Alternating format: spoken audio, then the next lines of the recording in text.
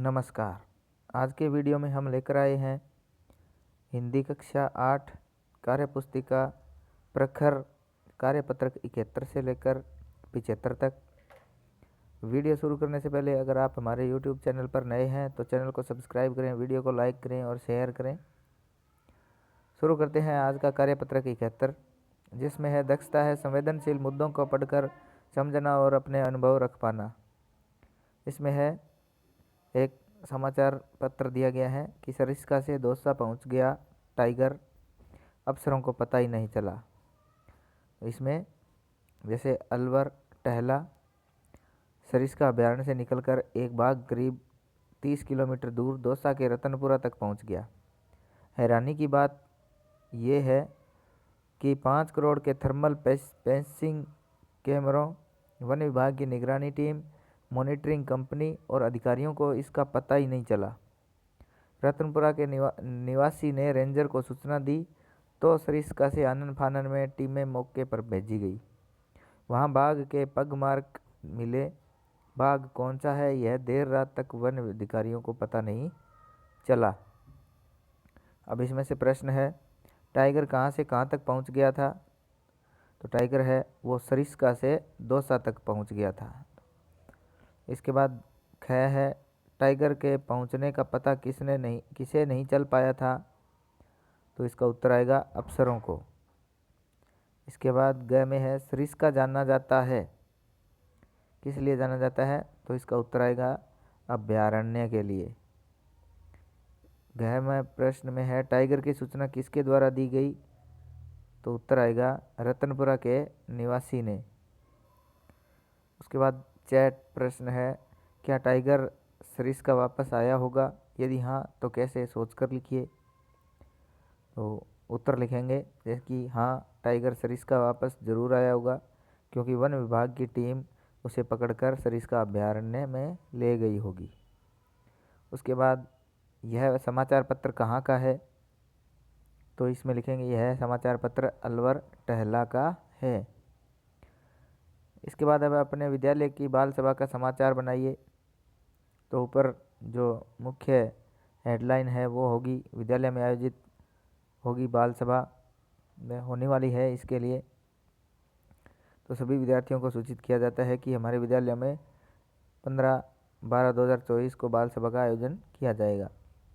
ऐसे लिख सकते हैं। अगर बाल सभा हो चुकी है तो उसके बारे में भी विद्यालय में मनाई गई, आयोजित की गई बाल सभा, ऐसे करके लिख सकते हैं। इसके बाद कार्यपत्रक 72 है, दक्षता है पढ़ी सुनी विषय वस्तु पर अपने स्वतंत्र विचार लिख पाना। तो इसमें है, हम अक्सर कार्य टालते रहते हैं। क्या आपने सोचा ऐसा क्यों होता है? कार्य को टालने या समय से न करने पर क्या क्या हानियां हो सकती है? आइए सोचिए व लिखिए। पहले है कार्य टालने के कारण। क्या कारण हो सकते हैं कि हम कार्य को टालते हैं? तो हमारा पहला इसमें उत्तर होगा, सबसे पहले आलस्य के कारण हम कार्य टाल देते हैं। उसके बाद है समय के अभाव में भी हम कार्य टाल देते हैं। तीसरा है दूसरे कार्यों की अधिकता के कारण भी हम कार्य टाल देते हैं। चौथा, कार्य में रुचि न होना, यह भी कार्य टालने का कारण हो सकता है। पांचवा है कार्य के बारे में जानकारी न होना, यह भी किसी काम को न करने की कारण हो सकता है। अब आते हैं कार्य को टालने से होने वाली हानियाँ। हानि है कि एक बार टाला हुआ काम है वो टलता ही रहता है, वह कभी समय पर पूरा नहीं होता। कार्य टालने से हमारे ऊपर काम का बोझ बन जाता है। इससे हमें अनेक नुकसान हो जाते हैं। प्राइवेट काम करने वालों को तो अपनी नौकरी से भी निकाला जा सकता है। तो कार्य टालने से अनेक हानियाँ होती है। इसके बाद कार्यपत्रक 73 है, इसमें है दक्षता है कि विभिन्न घटनाओं, संदर्भों व अवसरों को अपने शब्दों में लिख पाना। तो इसमें पहला प्रश्न है, आपने पाठ्यपुस्तक में बदलू काका की कहानी पढ़ी है? इस तरह आप अपने गांव या शहर के किसी परिचित कारीगर पर एक छोटी कहानी बनाकर अपने शब्दों में लिखिए। तो आप जिसको भी जानते हैं कारीगर को या कोई और, उसकी कहानी आप लिख सकते हैं। जैसे यहाँ लिखी है कि हमारे गांव में एक भजनलाल नाम का कुम्हार रहता था। उसके 2 बेटियां व 1 बेटा था। वह अपनी पत्नी व बच्चों के साथ आनंदपूर्वक जीवन यापन करता था। उसकी पत्नी और वह सुबह से लेकर शाम तक मिट्टी के बर्तन बनाते थे। सूखने के बाद उन्हें आग में पकाते थे। कुछ खराब निकल जाते तो बाकी अच्छे पक जाते थे। भजनलाल अपने मिट्टी के बर्तनों को आसपास के गांवों में बेचने के लिए अपने सिर पर रख कर ले जाता था। उसकी पत्नी घर के काम करती तथा अपने पति के काम में भी हाथ बंटाती। दोनों दिन रात मेहनत करते तथा अपने परिवार का पालन पोषण करते। गांव में किसी के कोई कार्यक्रम होता तो उन्हें कार्यक्रम के हिसाब से अतिरिक्त पैसा भी मिलता। वे बर्तनों के बदले में अनाज भी लेते थे। गांव वाले भी उसकी खूब मदद करते थे। लेकिन आज के समय में प्लास्टिक के बर्तन धोने, पत्तल, बाल्टी, दीपक आदि सभी सामान सस्ते मिलने के कारण उनका पैतृक धंधा बंद हो गया है। उनका जीवन यापन करना मुश्किल हो गया है। उन्हें अनेक कठिनाइयों का सामना करना पड़ रहा है। मशीनों के आने से लघु व ग्रामीण उद्योग बंद हो गए हैं। वह लोगों को बेरोजगार कर दिया है। तो आप इस तरह अपने गांव में रहने वाले किसी भी व्यक्ति जो जानते हैं आप उनके बारे में कहानी बना के यहाँ लिख सकते हैं। इसके बाद कार्यपत्रक 74 नंबर है। दक्षता है व्यावहारिक व्याकरण, संधि युक्त शब्दों को पहचान पाना एवं प्रयोग कर पाना। जैसे राम प्लस अवतार रामावतार दे रखा है। कपी प्लस ईश कपीश हो गया। पहला प्रश्न है, ऊपर 2 शब्दों को मिलाने से नए शब्द बने हैं। इसी प्रकार आप भी दो शब्दों को मिलाकर नए शब्द बनाइए। जैसे इसमें पहला है धर्म प्लस अर्थ, तो इसका धर्मार्थ हो जाएगा। सुर प्लस इंद्र, तो सुरेंद्र हो जाएगा। पर प्लस उपकार, परोपकार हो जाएगा। लघु प्लस ऊर्जा, लघु ऊर्जा हो जाएगा। भोजन प्लस आलय, भोजनालय। गुरु प्लस उपदेश, गुरु उपदेश। यथा प्लस इष्ट, यथेष्ट। विद्या प्लस आलय, विद्यालय। तो इस तरह हम इनको जोड़ के नए शब्द बना देंगे। इसके बाद दूसरा प्रश्न है, शुद्ध संधि रूप के आगे सही का निशान लगाइए। तो राजा प्लस ऋषि, तो इसमें हमारा सही होगा राजर्षि। मत प्लस ऐक्य, तो इसमें मतैक्य सही हो जाएगा। कवि प्लस इंद्र, तो कविंद्र, ये दूसरे वाला सही होगा। देव प्लस आलय, तो देवालय हो जाएगा। तो इनके आगे हम सही का निशान लगा देंगे। इसके बाद तीसरा प्रश्न है, अब अपनी पाठ्य पुस्तक से इस प्रकार के शब्द जो 2-2 शब्दों से मिलकर बने हो छांटें, अलग अलग शब्दों में लिखिए। जैसे संग्रह प्लस संग्रहालय का संग्रह प्लस आलय है। इसी प्रकार आप लिखिए, जैसे विद्या प्लस विद्यार्थी का होगा विद्या प्लस अर्थी। भानुद्य का भानु प्लस उदय। नदीश का नदी प्लस ईश। हिमालय का हो जाएगा हिम प्लस आलय। गणेश गण प्लस ईश। महोत्सव महा प्लस उत्सव। पुस्तकालय पुस्तक प्लस आलय। सदा प्लस एव सदैव हो जाएगा। प्रत्येक प्रति प्लस एक। महेंद्र महा प्लस इंद्र। इत्यादि इति प्लस आदि। और नमस्ते का नमः प्लस ते हो जाएगा। अब इसके बाद आगे कार्यपत्रक 75 है, जिसमें दक्षता है गद्यांश पद्यांश को पढ़कर समझ के साथ प्रश्नों के उत्तर दे पाना। पहला प्रश्न है, नीचे लिखी कविता को पढ़कर दिए गए प्रश्नों के उत्तर लिखिए। सच है विपत्ति जब आती है कायर को ही दहलाती है। सूरमा नहीं विचलित होते, क्षण एक नहीं धीरज खोते। विघ्नों को गले लगाते हैं, कांटों में राह बनाते हैं। ये एक कविता है। अब इस कविता में से प्रश्नों के उत्तर देने हैं। पहला प्रश्न है, ऊपर लिखी कविता का उचित शीर्षक लिखिए।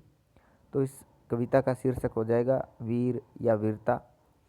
इसके बाद दूसरा है प्रश्न, विपत्ति आने पर कौन विचलित नहीं होते। तो हमारा उत्तर होगा विपत्ति आने पर सूरमा या वीर जो है वो विचलित नहीं होते। तीसरा प्रश्न है, विघ्न को गले लगाते हैं। पंक्ति के भाव अपने शब्दों में लिखिए। तो इसका अर्थ होगा जो लोग वीर होते हैं वे विघ्न आने पर घबराते नहीं हैं और अपनी हिम्मत और वीरता से समस्या का हल निकाल लेते हैं। चौथा प्रश्न है, नीचे लिखे शब्दों का प्रयोग करते हुए वाक्य लिखिए। दहलाती शब्द है तो मुसीबतें कायरों को ही दहलाती है। विपत्ति सूरवीर विपत्ति का डटकर सामना करते हैं। धीरज, समस्या आने पर धीरज रखना जरूरी है। क्षण, वह क्षण भर पहले आया था। तो ये इनसे हम वाक्य बना देंगे। इसी प्रकार आप अपनी कोई दूसरी कविता है कोई, उसको अपनी पाठ्य पुस्तिका या अभ्यास पुस्तिका है उसमें लिख लीजिए। अब आकलन 13 है, इसमें है गद्यांश को पढ़कर दिए गए प्रश्नों के उत्तर दीजिए। तो गद्यांश है, रविवार को तन्मय अपने गांव गया। तन्मय अपनी माँ के साथ तांगे पर बैठकर गया। तभी आंधी आ गई, बूंदें भी गिरने लगी। तन्मय ने पहली बार आंवले के पेड़ और गेहूं के खेत देखे। उसने 5 ऊँट भी देखे। वहाँ एक कुआं भी था।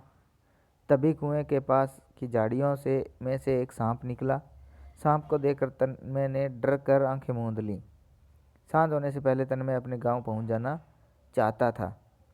तो अब पहला प्रश्न है, झाड़ी शब्द का बहुवचन होगा, तो इसका हमारा उत्तर होगा झाड़ियाँ। पहला विकल्प सही है। दूसरा प्रश्न है, शुद्ध वर्तनी वाला शब्द छांटिए। तो शुद्ध वर्तनी जो तन्मय की है, वो जो हमारा तीसरा विकल्प है तन्मय, वो सही है। तो इसको सही का निशान लगाएंगे।